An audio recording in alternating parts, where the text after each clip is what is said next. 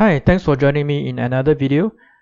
In today's video, I'm going to talk about some of the common mistakes that I made in composition writing. This is going to be a quick and short video because I previously created another video just like this one on composition writing, and I'll put that link somewhere in the description or in the somewhere in the video.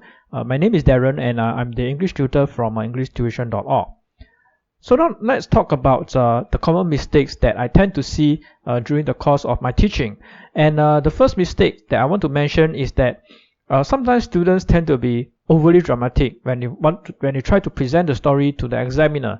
Now, I understand that writing itself is a creative endeavor, and students are given the room. In fact, they are encouraged to use their creativity and their imagination to create 100% original ideas. So if their ideas are highly original, then they are very likely to do well in the content section, right? We give them 20 marks.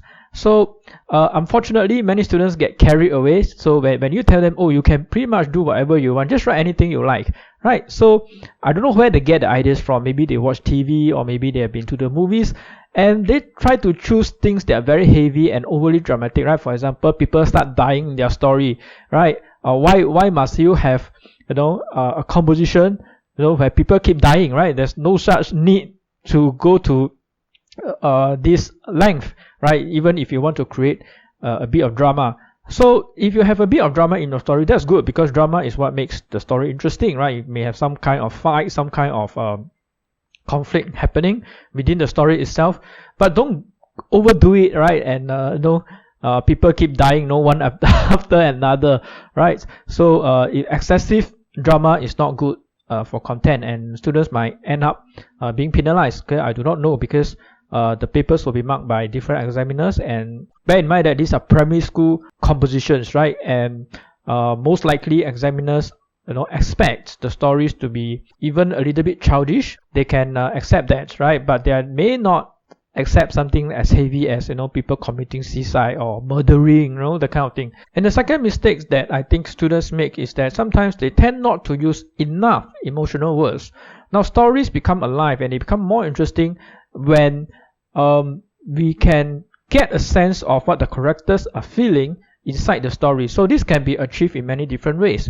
So one way is, of course, to explicitly state how the characters are feeling, okay, during that particular moment in time.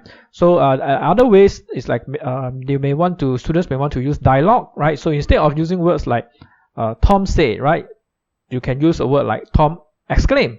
So exclaim in a way conveys some kind of energy, right? Some kind of excited energy. Okay, there's some excitement going on, or there's something happening within that story that causes Tom to exclaim.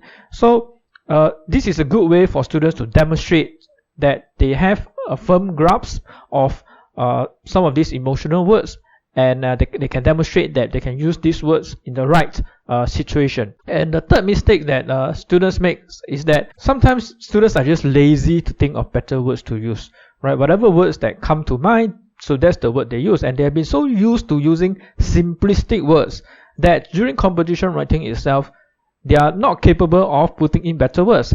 So who wants to keep reading compositions if the students only know how to write the word happy, right, to denote the happy emotion, right? So there are many synonyms that you can use to replace this word. For example, you can use a word like jubilant, right? Then you create a sentence that sounds something like the jubilant team celebrated after they emerged victorious. So in this one sentence itself is a very good example, okay, that the students can show to the examiner that he or she is able to use the right words in the right context in the right moment. So instead of using the happy team, right, now we have the jubilant team, which is a much better word in my opinion compared to the word happy. So what if you have used happy earlier in the story? Do you use happy all the time? No, right? So you have to try to choose better words, okay, to make the story stand out, okay, to make the writing stand out, right, to score higher marks for the language component. So that's all I have to say in this video. Hope you find something useful that you can use during the upcoming PSLE examination. Good luck, and I'll talk to you again soon in the next video. Bye.